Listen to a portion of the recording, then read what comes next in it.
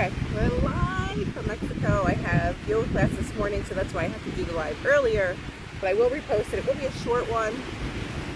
My phone charger is not working, so I only have like a very little bit. But I'm going to be reading from The Law and the Promise by Neville Goddard. What's up, everybody? It's Jordan. I know it's earlier. But if you want to get your Monday started with manifestation and mindset, then this is definitely the live to continue to watch. You guys can see in the beautiful background that I am in Mexico. Guys, who's requesting to join? It's a little early for that. But it's going to be a shorter live because I have to go and find a phone charger somewhere. But aside from that, let's not start out the week with complaining. Let's start out the week with an amazing amount of gratitude. Whenever I decide to go on a trip or do something on my own,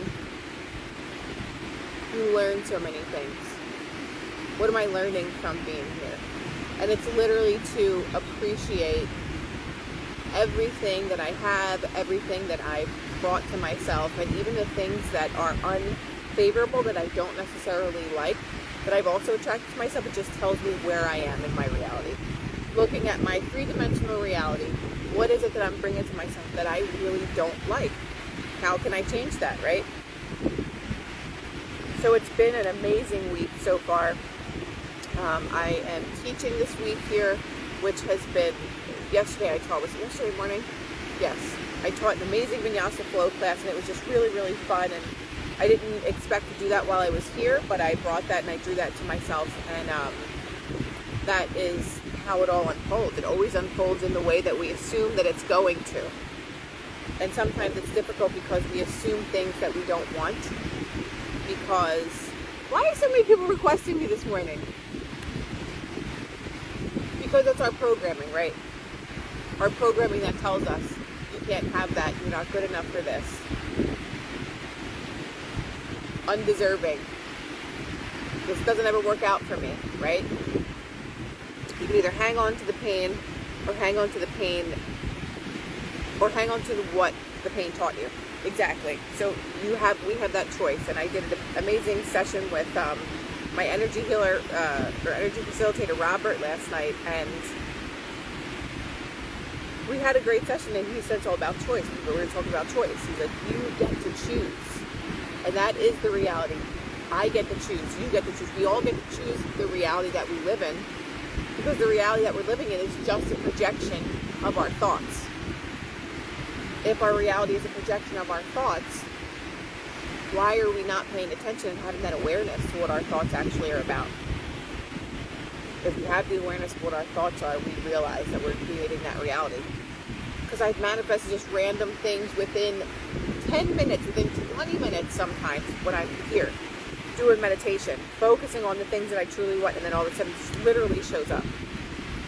We have the power to do that. And this one quote, Neville Goddard's quote about dwell therein.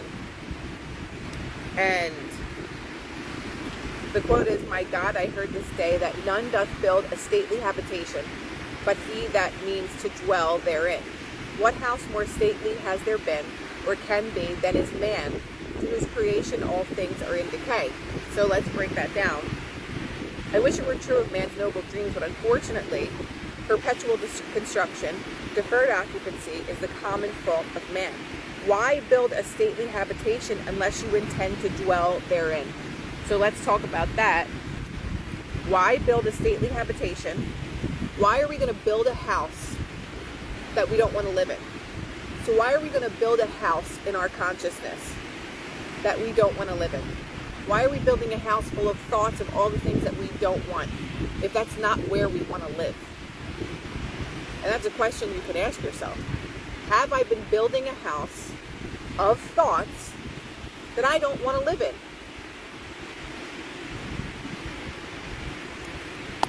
I don't think there's any greater question than that, because our reality is based on our thoughts. Why am I building this house? Every single day I'm building my house with the bricks that I don't want to live within. It's a good question. Why build a dream house and not dwell therein? This is the secret of those who lie in bed awake while they dream things true. They know how to live in their dream until, in fact, they do just that. They live in their dream. And so that is living in the state of the wish fulfilled. People that know how to live in their dreams. Just like I said, I manifested things instantly while being here. I just go into meditation, I'm listening to the ocean, doing a guided meditation in one ear, listening to the ocean in the other. And then within minutes, the thing that I manifested just shows up. So why would I dwell anywhere else? And that's the challenge for everybody, is that we dwell in our programming. We dwell in the things that we're taught about ourselves. We dwell in the things that we truly believe at our core, even if they don't serve us. So it's all about, again, the reprogramming of the mind. And that is not an easy feat. In one of the books that I was reading at some point on one of my lives, it says reprogramming the mind is one of the most laborious jobs you will ever have. And it is, because if we're constantly paying attention and having awareness of our thoughts, we know how time-consuming that is. But if we allow our thoughts to just run wild, then we're creating a reality that we really don't want. And if we have all these people all over the world that are constantly living in a perpetual state of fear because of the things that they watch that sink into their subconscious that cause that belief, then we have a whole entire group of people or realm of people that have that same belief, and our reality is based on belief. You can get people to do anything if they believe you. If you manipulate someone enough, they will believe you, and then what happens, it turns into their reality. So we have that choice to bring that awareness to ourselves. Let's keep going. Man, through the medium of a controlled waking dream, can predetermine his future. That imaginal activity of living in the feeling of the wish fulfilled leads man across a bridge of incidents to the fulfillment of the dream. So a lot of times, I still do this shit myself. When I'm manifesting something, when I am trying to draw something to me, I'm always like, well, what's going on? Well, where is it? And we cannot do that. The how is not our business of how it's going to unfold. Because God has his own way of bringing us the things that we believe that we have already in his own way and in his own time. So they say divine timing. Living in the state as if you already have it. And I gave this example before. If 1 month from now you knew there was going to be $1 million put into your bank account and you needed this money more than anything, but you knew that it was going to be there because someone told you that it was going to be there, it's going to be there, right? Without question, it's going to be there. So you're excited, right? You're like, I already got this. I don't have to think about it. It's already there. Thank you. Or your dream home is going to be done 25 days from now. The foundation is laid. It's already almost done. Just put the finishing touches. You're already excited about it because you already know that you have it. So that's the same thing of living in the state of the wish fulfilled. Living as if you already have it. Because then that's how we bring it to us. Why do we always hear about gratitude and living in a state of gratitude? Because that feeling alone in itself helps to co-create the reality that you want to live in. Just by being grateful. What are the things I'm grateful for? I'm grateful that I'm grounding on the sand right now. I'm grateful I hear the sound of the ocean. I'm grateful that I'm able to sit in the shade and not in the sun because I'm getting sunburn every day. The smallest things are the biggest things. But that leads us into a different state of being. That leads us into living in a different mental state that then causes that mental state to bring to us the things that we want. If we dwell in constant negativity every single day, you can only give birth to more negativity. It's just the way it goes. This isn't like a new concept, and again, like people get so freaked out when I talk about this. People get so freaked out when I reference the Bible and say that I'm doing it wrong, and you know, you're teaching people and you're leading people astray. But realistically, where did any of us learn anything from? We learned it from teachers. We learned it from things just being passed down. But if we know that history has been a lie and history has been rewritten, who is to say what interpretation of anything is the correct one? It's a story that was passed down, that was passed down, that was passed down for hundreds or thousands of years. So who is to say what your interpretation, whether your interpretation is right or whether your interpretation is wrong? Yes, I believe in God. I don't understand why people continue to ask these questions about believing in God. I literally talk about God in all of the books and all of the teachers or philosophers that I read from. But it's so triggering for people, and that is programming. And helping people to reprogram what you've already learned to what you think is true. Think for yourself. Just because it was passed down from somewhere for hundreds or thousands of years doesn't make it right. What's up from Chicago? It does not make it right. We didn't come here to inherit all of these things that were passed down. We came here to learn. We came here to have our own ideas. So when people are constantly harping on, you're teaching this wrong, you're doing it wrong, what you're saying is blasphemous. I didn't come here to be like everyone else, and no one else should want to be like everyone else. We all have our own journey here, and whatever that is, in whatever way that you decide to learn, as long as it's coming from your heart space, then no one should have a problem with it. No one should have a problem with the way that you choose to live your life when you're coming from a good space. Okay? So anybody that watches the replay and gets your panties in a twist, tough titties. Man is all imagination. And also, if you don't resonate with something that someone says, and then you resonate with some other things, take that, leave the rest. There's no reason to criticize people. There's no reason to say you're wrong, I'm right. That's ego shit. If you come at people from an ego-based place, and an ego-based standpoint, an ego-based belief system, that's not living in truth. You're living in your need to be right. I don't have a need to be right. I have a need to uncover every stone that I want to in life. That's what my mission and goal is. Jesus was criticized. Live your life according to how you want, and leave everybody else to interpret their life in the way that they want. That's it. That's it. There's no other if, ands, or buts about it. You know when people say, do you? Fucking do you. Man is all imagination. Therefore, man must be where he is in imagination, for his imagination is himself. To realize that imagination is not something tied to the senses or enclosed within the spatial boundary of the body is most important. Although man moves about in space by movement of his physical body, he need not be so restricted. He can move by a change in what he is aware of. However real the scene on which sight rests, man can gaze on one never before witnessed. So they're saying, he's saying, just because you have not seen it in your three-dimensional reality does not mean that you can't have it in your three-dimensional reality. We simply create through the thoughts that we dwell in all day long. If you're nervous all day, if you have anxiety all day about things, if you worry all day, you can only attract what you are, not what you want. So if it's that easy, and if we know that if I spend my day worrying about something, it's probably going to come true.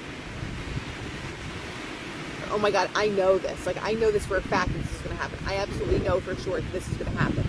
And you're talking about it in a negative way. That certainty, that belief is what makes it real. But if you go within your mind and your mental space and you recreate the scenario that is unfavorable to you, and you know that without fail, that that's going to happen for you, it's going to unfold in that way. Our true Hamkai, our true core beliefs are the things that we truly know. And they're not always the ones that are good for our well-being, that are what we desire. And some people just don't know how to revamp that. And when you start doing meditation more and more often, you're able to really get yourself back to your centered place. You can meditate for 5 minutes, you can meditate for 10 minutes. There are some amazing guided meditations that are literally 5 minutes long. Can you take that time in your day to do that? Can you take that time in your day to show up for yourself? Can you take that time in your day to wrangle your mind, because it's like a wild animal if you don't? And you're constantly thinking all over the place, like all the things that you don't want and wonder why they keep showing up. Grand Rising, everybody that's joining.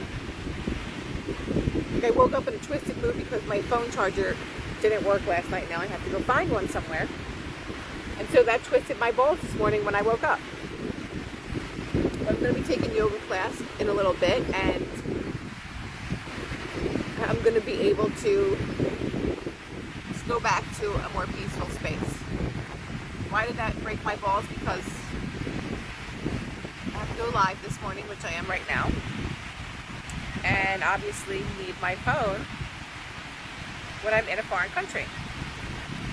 But am I going to allow that to ruin my day? No. Did it annoy me this morning? Yes. But again, we have to walk ourselves out of those things. I met two amazing women that are here, and I've been talking about manifestation to them. And it's interesting when you come to the realization of none of us really understand fully how our mind and consciousness works. And once we start to study it, start to find the different puzzle pieces needed to put it together, to really master this matrix world, it just makes it so much easier for people. And so I feel very called to talk about this and discuss this and teach it in the way that I've learned it myself, and then ask that people go and do their own studying on it, because it's the most empowering thing that you can do for yourself is to master the world that we're in right now. Because there's so much negativity around us, which is on purpose to keep us in a certain frequency that we never truly elevate. The love frequency is all the way at the top. Then you have shame, anger, guilt, fear, hopelessness, pessimism, negativity, all the way down here. So if you're literally all the way down here on the frequency chart because of the things that you watch, because of the things that you read about, because of the things that you then believe in, you can only stay in that place.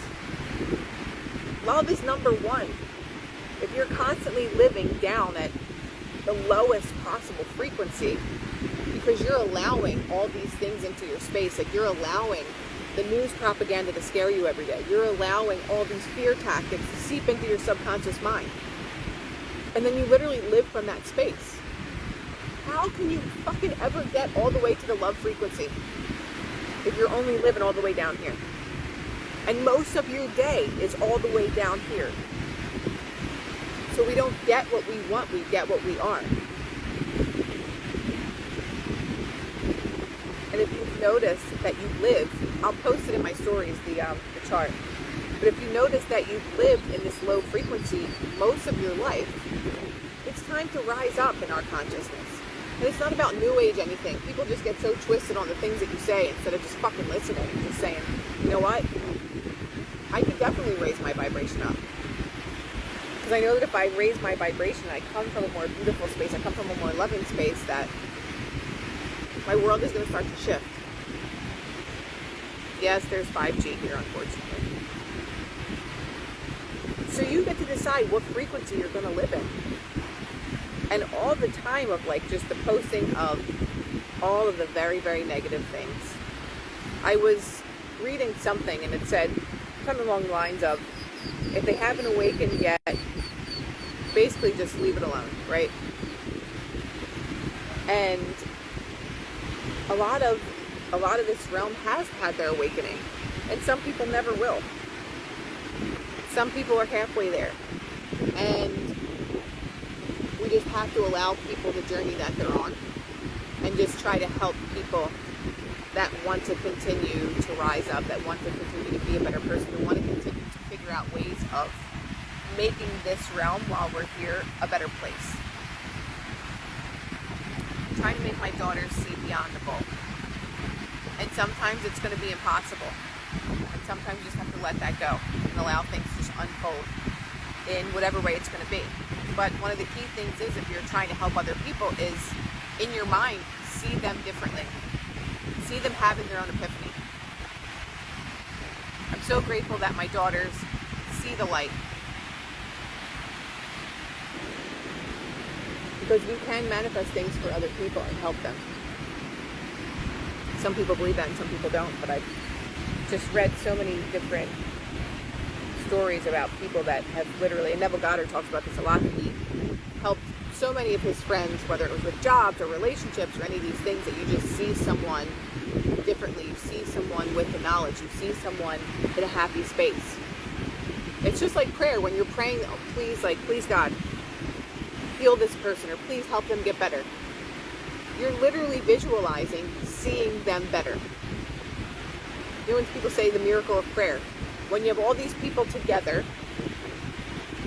that are seeing the same thing in their mind, that is so much more powerful than just you seeing it. And then all of a sudden a miracle happens. Oh my God, it's a miracle. All of our energy together, all of our belief together in the power of healing is what helps bring about that healing. God conspires for this healing to happen, and it does.